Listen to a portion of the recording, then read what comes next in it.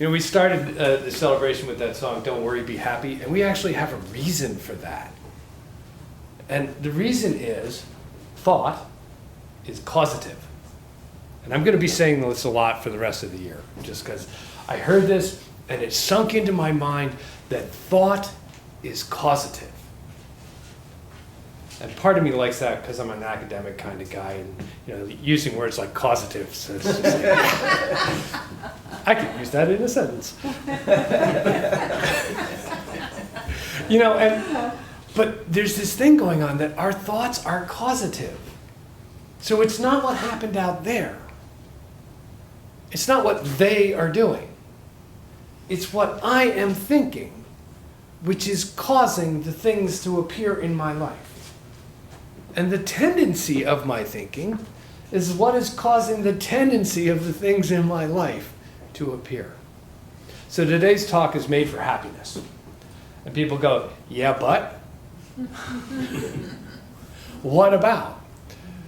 And what I wanted to talk to, and I'm really grateful that the reading was out of the Cura Convergence. I read this book about a year ago. And it's really talking about the natural state of the human being is one of wellness, of homeostasis, where we are in balance within ourselves and within our environment, right? And this idea of balance and wellness is the natural state of being. Now, are we always there? No. No. There are many things that can impact where we are in experiencing our level of balance. It may be an illness, right? Which is some part of our physical being out of harmony with the rest of our physical being and deciding that it wants to run over here and do something different rather than work with the collective unity of our being, right? And that leaves us in discomfort. Now, maybe there was some accident, or anybody ever cut your finger? Or bruise your knee, or, you know, your shin? Ow, I hate those. You know?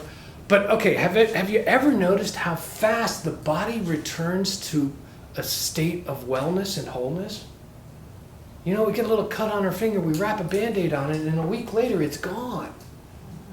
There's no evidence that it was ever there, there was ever any trauma put into our physical being. Now, this is all happening from thought on the subconscious level. Because do you think about, okay, there's a cell in your left toe, just behind the toenail, that needs a little attention right now. Because it's not working in balance with the cells next to it. Are you thinking about working on that cell to get in balance? No. Well, if you are, congratulations. You have greater control than I ever think I will, which is probably my own block in life, right? But there are things that go on in our physical being that are already in our consciousness, right? The thoughts of the totality of who we are is keeping our body in balance. It is breathing us. It is circulating. You don't have to think about circulating your blood, right? It's doing that. You know?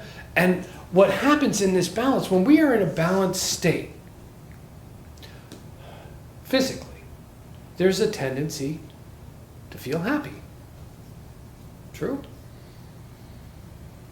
Now, I'm going to add on to this, okay? Because there are reasons why that might not be true. We can be in a balanced state physically and yet not feel happy. Anybody think of a reason why that might be? I just gave you the clue. Everybody think of a reason why that might not be? Because of our thoughts. Because of our thoughts. Okay, so there's this thing going on where our physical being can be whole and complete. We can be healthy. We go to the gym 3 times a week. I wish. I mean to. We do physical exercise. We eat healthy. We keep our systems as to the best of our knowledge and ability in working order. And we still yet are not happy. And part of that is because we watch the news or the internet or the negative feed line, that whatever choice you want to get that from. And it comes into our consciousness, and now we're worried about the cell behind our left toenail that's happening halfway around the world. Now, I'm not saying that it is not right to put our consciousnesses on places of disharmony dysfunction and actual suffering going on that other people are experiencing, and send our goodness to them, because we're all one and we can do that. We can focus our consciousness on them and uplift that area or that person or that situation by the very nature of our thoughts, because thoughts are causative. And because thoughts are causative, we can help people around the world with our thinking.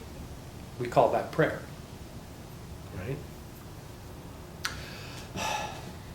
But if we allow the thought that comes in from all of those news feeds to reside within our consciousness as a negative approach to life, it makes us unhappy. Wouldn't you say? Right? I mean, okay, so I watch the news and I get agitated. This is after I've done my meditation, after I've done my prayer, right? After I've gone through my daily readings of uplifting, inspiring things, and then I go into work and I get agitated for whatever reason. And I forget about all of that stuff, and I become unhappy because I allow the thoughts of something else around me to impact my consciousness. And thought is causative. And then all of a sudden I feel myself having a fight or flight response to some situation of which I have absolutely no control over, except in my thinking, right? So I'll hear on the news that some atrocious thing happened somewhere around the world, and all of a sudden I feel, oh my gosh, there's so much hopelessness in the world. How will we ever get to a place of peace, harmony, love, prosperity, joy, and all the other good stuff we want to have in our life?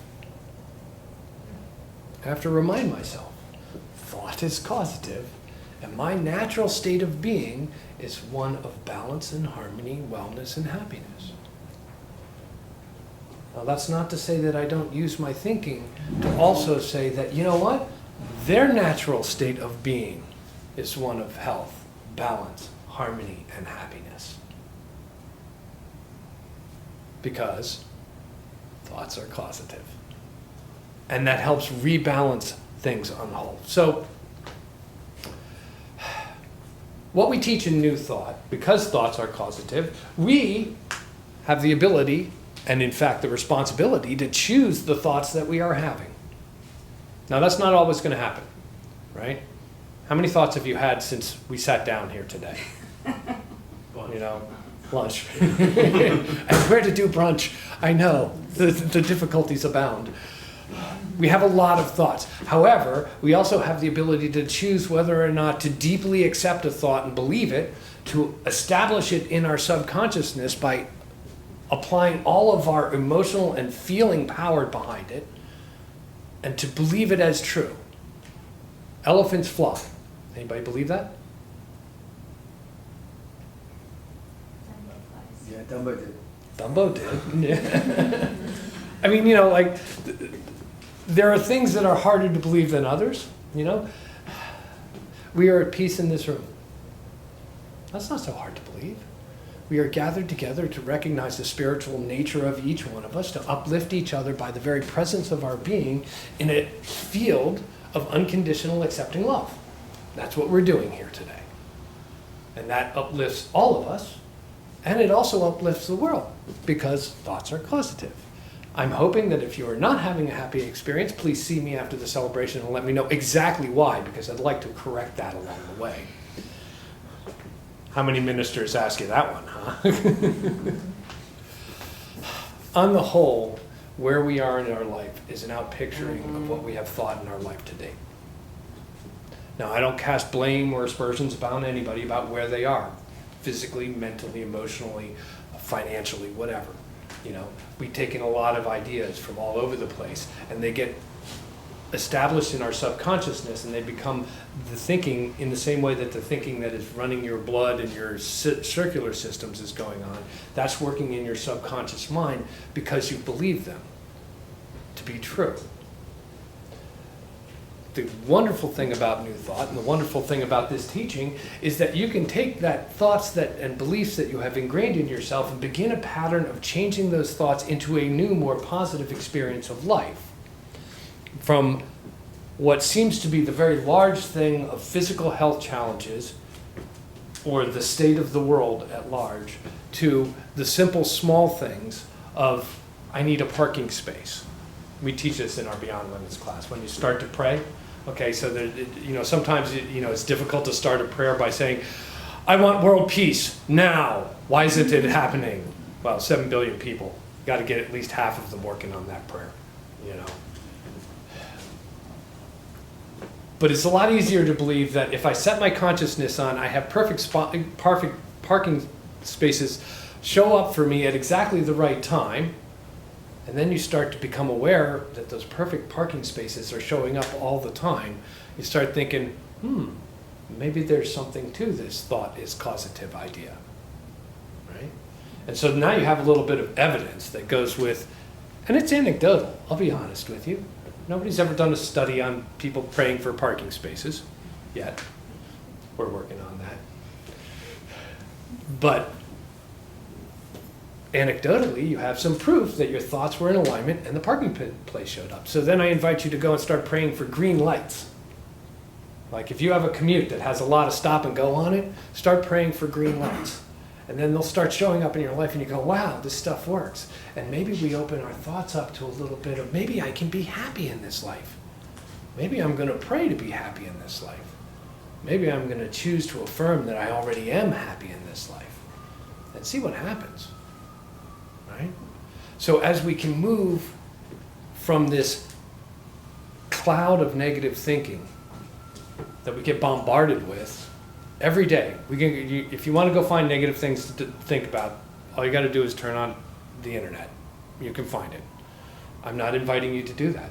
I invite you, and I'm also saying don't put your head in the sand. There's things we need to be aware of in this world, but we can also find and fill our minds with causative thoughts of positive things. One of them is to be happy. One of them is to be healthy, whole, and complete. One is to recognize that the creative gifts I've been given, whatever they happen to be for each one of us, are exactly the creative gifts that are required on the planet at this moment for me to express into the world. Now there's a great idea, right? Spirit requires you, as you, to be here right now as consciousness and a channel of creative outlet for whatever the gifts that you have been given in your life or think you have been given in your life, to express them into the world right now. I always love that idea. We're all kind of wandering around sometimes looking for purpose. Here's a purpose, to be me now. Right? And let that authenticity flow through. So I'm really big on silver lining attitudes because challenges happen in life. Things happen in life that are unsettling, disturbing, painful. And we have a choice at the point of each one of those. Like personally, I like wallowing in grief and isolation with my pain for a little while. Because it just feels so much better once I've suffered to remove that from my life and stop suffering over it. That's just me. I don't invite you to do that. That's just what I do. But what I have found is that in every situation in which I have not transitioned to another form of existence, and this is like, we've heard this for a long time, what doesn't kill me makes me stronger, right? There's an attitude shift in this, that the experience that I have is mine to have to grow my consciousness into a greater understanding of the good that is beyond the apparent condition right now. So there may be something happening right now, but if I look really closely, I can find some point of growth or goodness that is going to come out of this. Even when it seems desperate, I can look at it, and my experience in life has been, if I can see beyond that, I can even start to understand how I'm going to grow through whatever challenging experience I'm having. And that's really important for me, is because sometimes the dark night of the soul is pitch black. And it doesn't seem like there's any light out there. The terrible diagnosis, the loss of friends and family, these things that happen in life that are all part of the package, because it's a package deal, comes with both sides of that, seem to be overwhelming. But I can know from the experiences that I have that I can walk through this and I will be a better, more compassionate, more holistic person on the other side of it. I didn't know this when I was younger and I hadn't lost all of my family. or any of my family, or any of my friends. And life was eternal and all was good. But as I have grown through life and experienced these losses that happen in life, whether they are personal people leaving my life or whether they are, the loss of jobs or expectations or dreams or whatever that happens to be, that I have clarified and grown in my understanding of this human experience that we're having and the depth of compassion that can be evolved through what we do and what we experience in this. And it is still my choice of whether or not to be happy. It's always our choice of whether or not to be happy. Because ultimately we are made to be happy. We are made to experience joy. And that joy comes from our recognition of the unity of this experience of life through all of its phases. And the more we settle into that, and the more we begin to understand that we have the degree of control that our causative thoughts have in our life, that we can start to guide our lives towards a more successful, happy, joyous, and free experience of this journey that we're on. So I invite you as you go through your week, whether it's challenging, delightful, right in the middle somewhere where we're going like, oh, it's just another day, right? To look at that and choose what you can be happy about. And shift the tendency of your thoughts just enough so that there's a little bit more to be happy about than there is to be sad about. And do it as an experiment, because we all know when we're happy or sad. We all can gauge that, this makes me happy and this makes me sad. Well, let's try to choose a little bit more on the happiness side. And come back next week and report how that is. Because I'd love to hear it. That's what I do on a weekly basis. I invite you to do it as well. I love you. You're the divine embodied. Go out there and be good. Namaste. Namaste.